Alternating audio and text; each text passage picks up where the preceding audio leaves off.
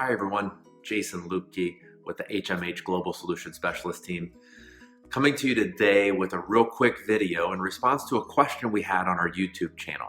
The question was in regard to our video in our small group instruction series around data collection before we do small group instruction. And so here was the question: how do we conduct these formative assessments in a virtual setting? And I thought it was a really good question in this era of virtual instruction. So I want to break my response into two distinct categories. First, I want to talk about formative assessment in a remote learning environment. This is that asynchronous learning that we know happens. This is where the learning takes place without the use of a lot of technology. This would be the scenario if we sent home work with the students and then we communicated that with them on a limited basis. In this setting, formative assessment is a little more difficult. You know, one of the things that we talked about in our data collection video was about data collection that was quick. When we're in that asynchronous environment, that data collection won't be as quick because we'll have to wait for that data to come back to us. Here we have to ensure that we're asking our students good quality questions that will elicit the type of data that we want from our students, because we can't make those on-the-fly instructional adjustments that we often do in the classroom.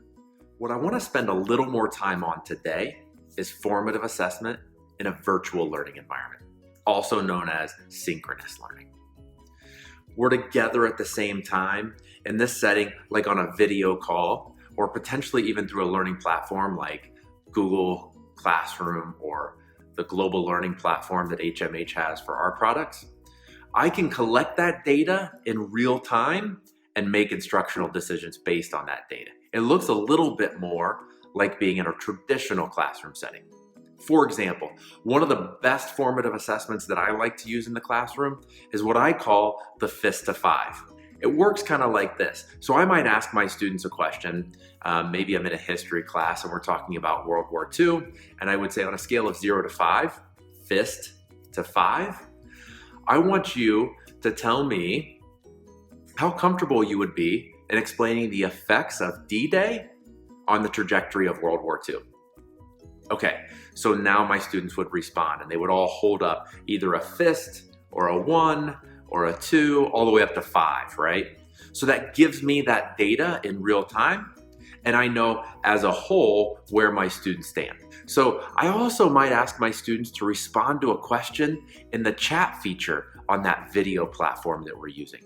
Okay, I can show you an example of where to find that chat on a platform like Zoom. It might look different if you're using Google Hangouts or any other platform. So I can ask a simple question, maybe it's the answer to a math problem. Maybe it's asking my students to identify the plot or setting in a story that we're reading.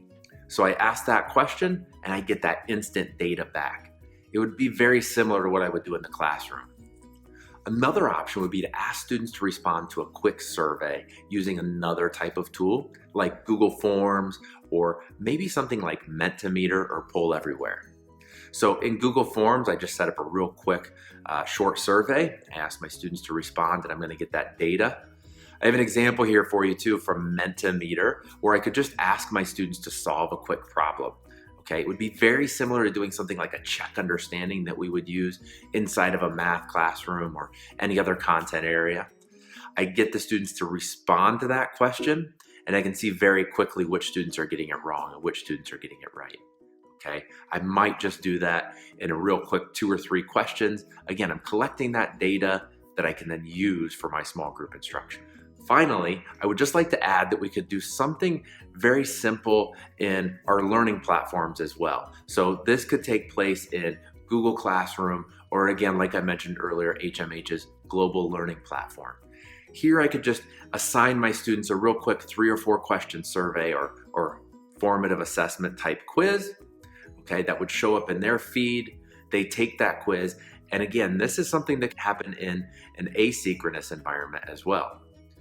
I collect that data, and then I'm able to make those decisions based on that data collection. I hope this answers the question. I appreciate your time in watching this video today. Look soon for our next video in the series on small group instruction and finding the resources you need to pull that off in the classroom. See you next time.